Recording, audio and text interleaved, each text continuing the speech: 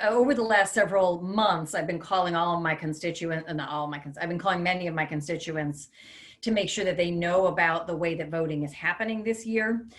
So that's been my real focus in terms of District 20 voters, making sure that folks know what their options were early on, encouraging them to request a ballot by mail.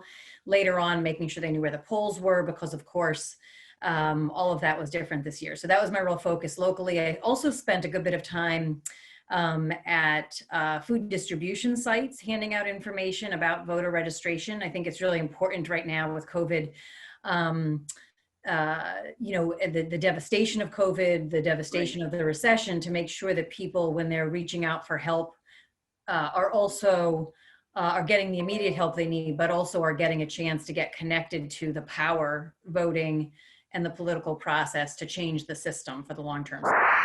I went to the one Blair this morning, and then I went to the city of Tacoma Park as well. I think really a lot of voting happened early, both by mail, by ballot drop box, and then at early voting. I got to the early voting sites a little bit over the last week. And there were lines sometimes at the early voting sites, certainly. But it's hard for me to judge really, until we see all the numbers. So question one is crucial for the General Assembly. Question one is crucial for our ability really to represent the voters in budgeting, and that's the state, the state question one.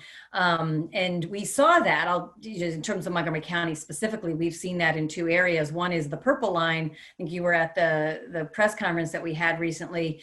That very issue where the General Assembly said we want to put $2 million aside for purple line businesses, and the governor is sitting on that and is not spending that money.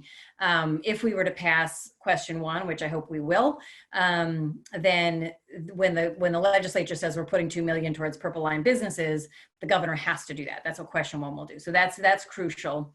And then of course, yes on A, no on B, yes on C, no on D. I stood shoulder to shoulder with my colleagues on the county council, the county executive, and all the progressive organizations in Montgomery County, really concerned about the possibility that the council's hands would be tied, not be able to respond to a crisis like COVID if B were to pass.